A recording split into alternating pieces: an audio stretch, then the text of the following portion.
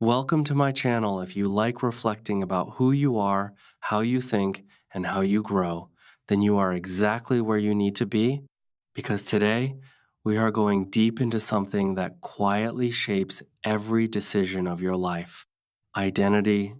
And before we go further, I want to ask you something simple but powerful. When someone asks, "Who are you?" what is the first thing that comes to your mind? Your name, your job, your age, your nationality, your role in life? Maybe you say, "I am a student, I am a father, I am a designer, I am Brazilian, I am Pakistani, I am this or that." And yes, these labels feel like they define you, but the truth is they are only surface layers of a much deeper reality because every label you carry is temporary. You can lose a job, you can change careers, you can finish studies, you can move countries. Relationships can begin and end. Roles can shift completely, and if your entire sense of self is built only on these external things, then your identity becomes fragile, like something standing on unstable ground that can shake the moment life changes direction.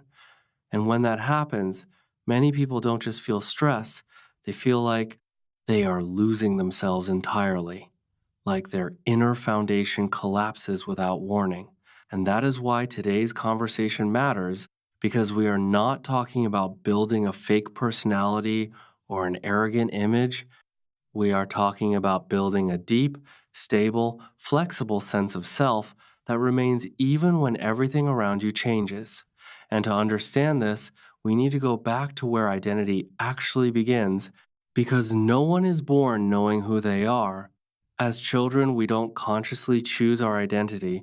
It is slowly shaped around us by the environment, by family, by school, by society, and by every interaction we experience.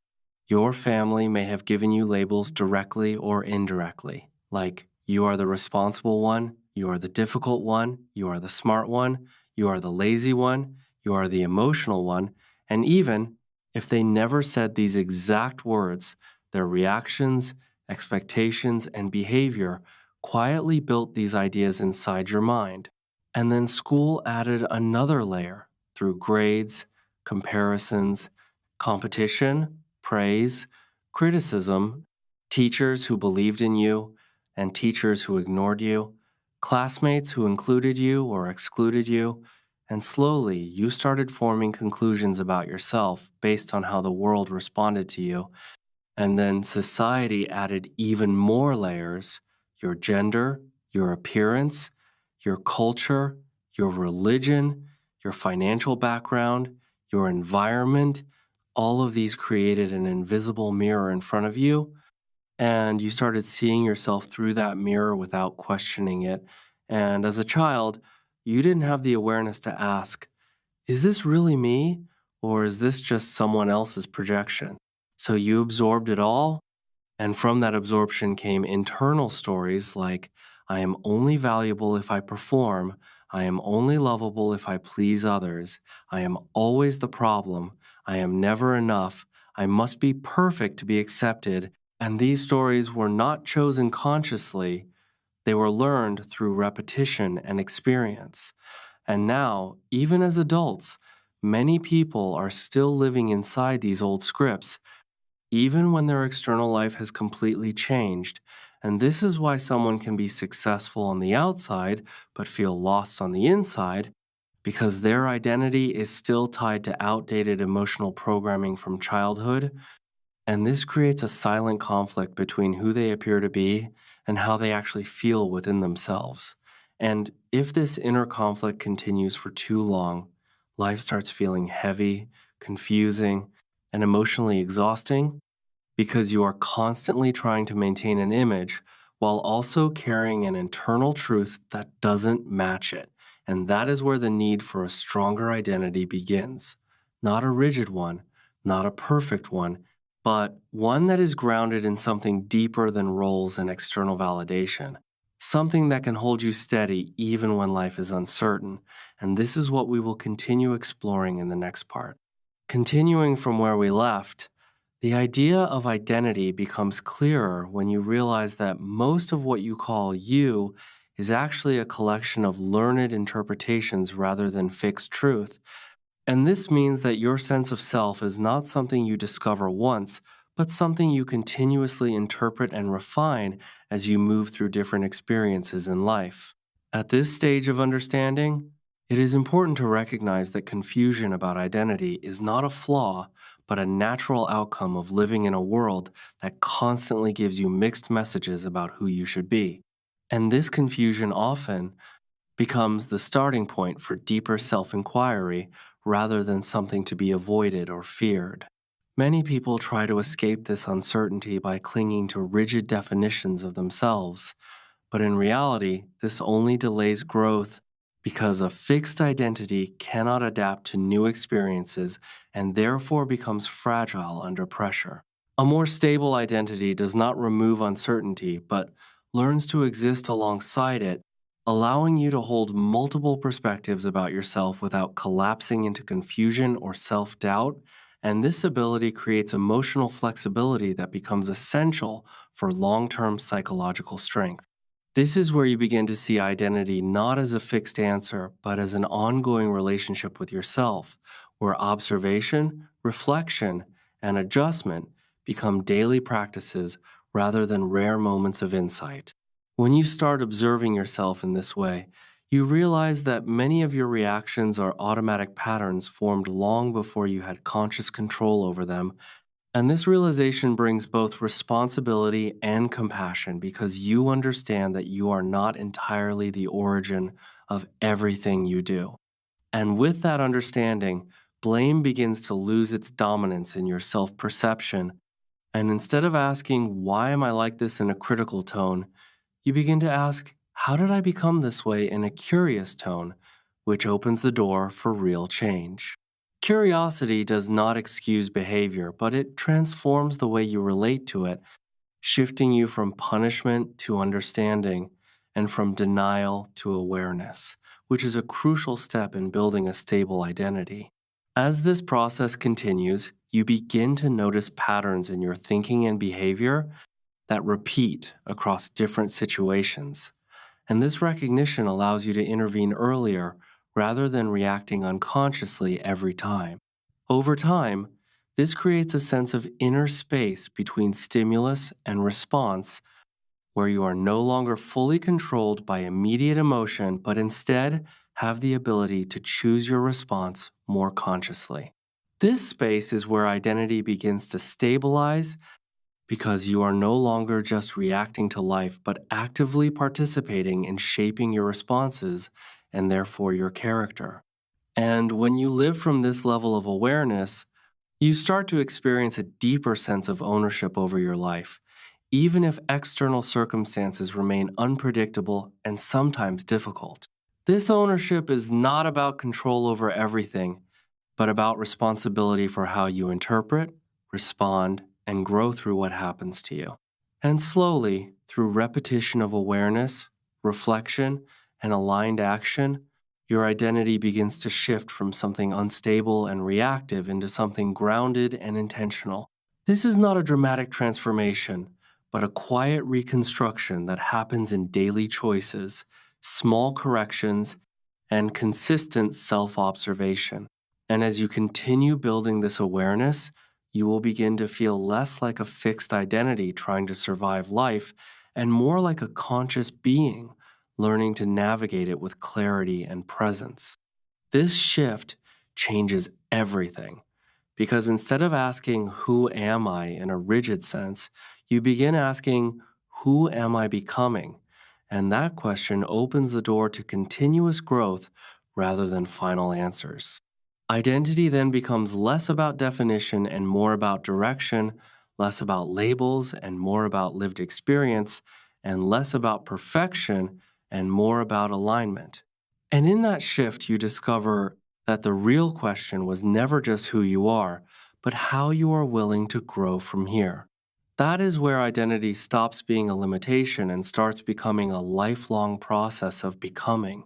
When we move further into understanding identity at a deeper level, we begin to realize that building a strong inner self is not only about knowing your values and shaping your habits, but also about learning how to live with emotional stability when life does not go according to your expectations.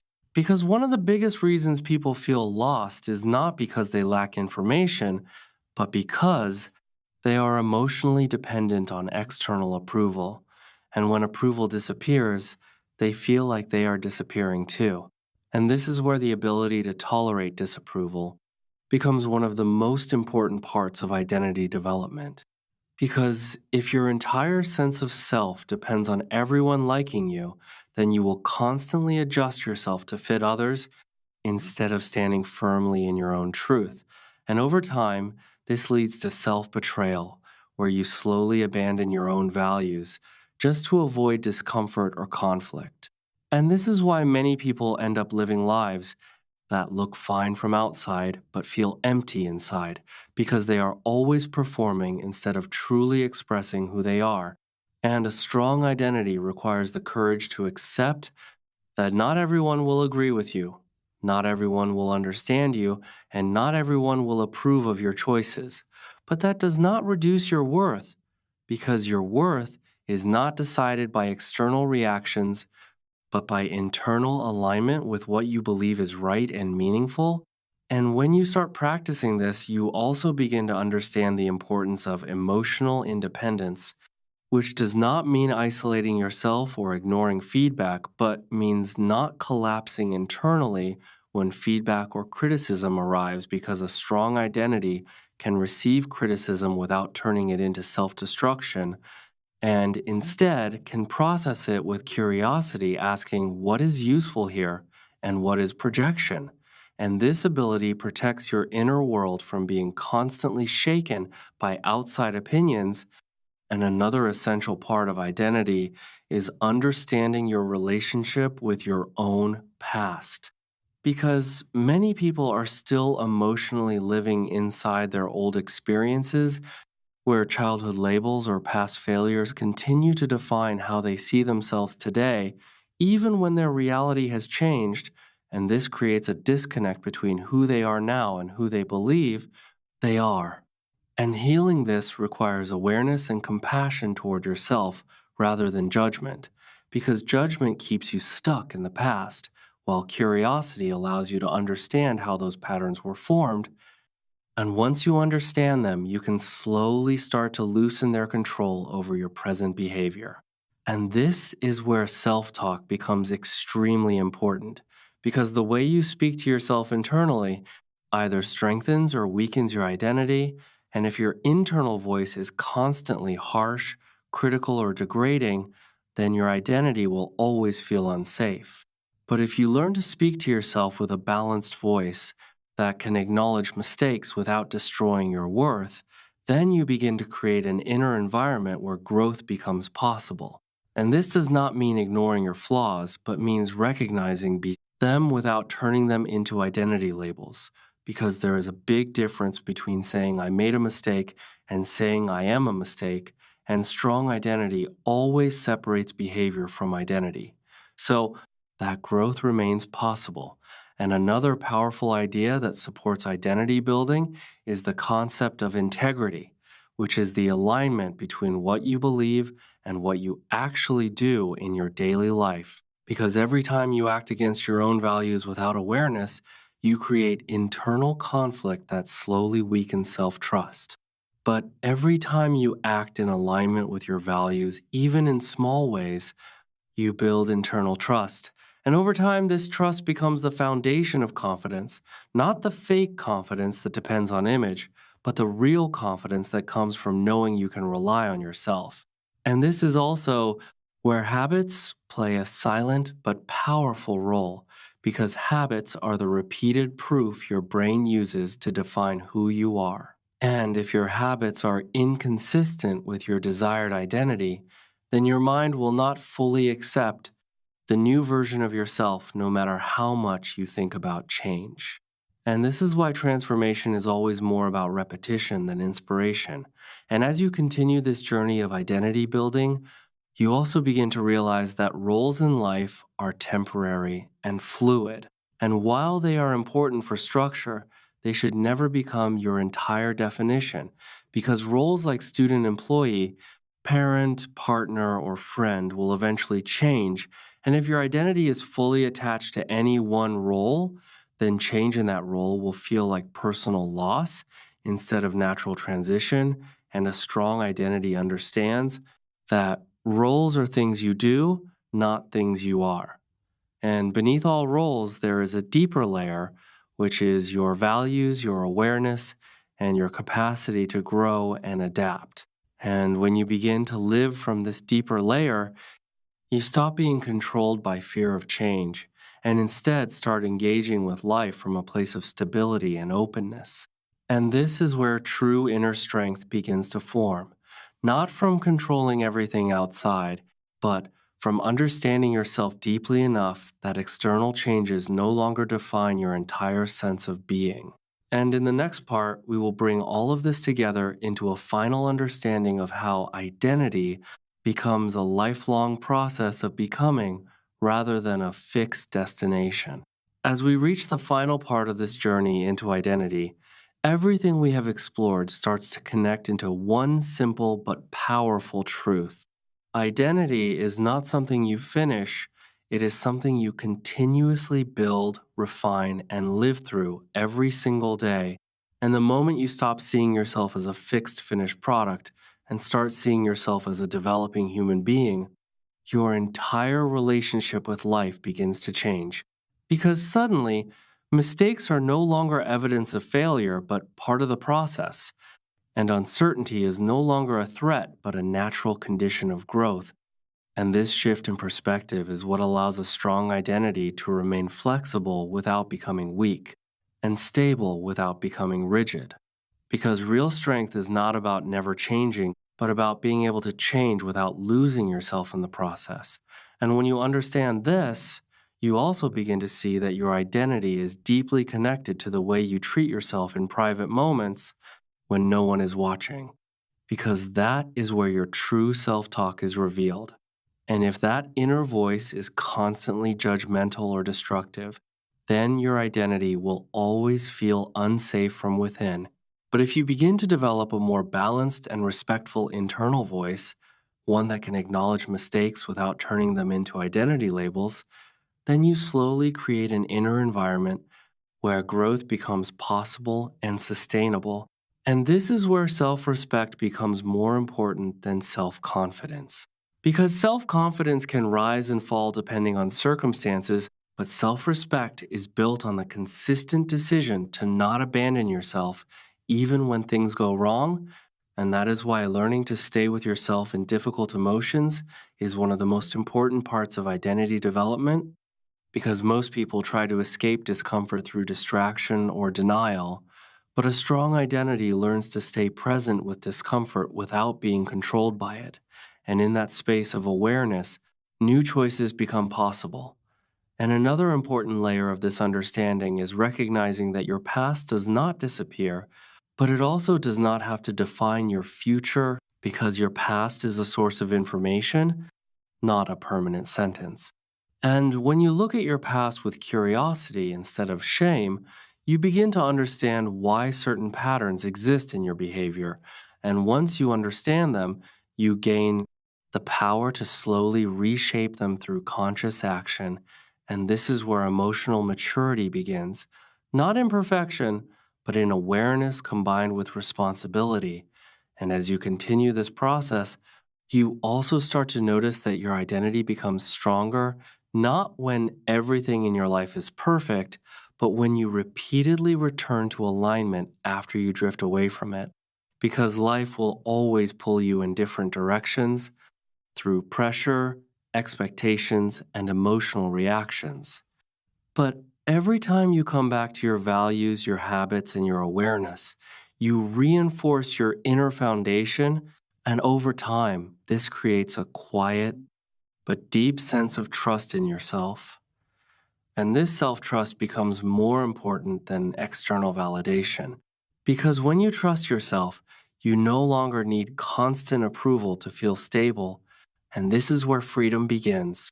Not freedom from responsibility, but freedom from being completely dependent on the opinions and reactions of others.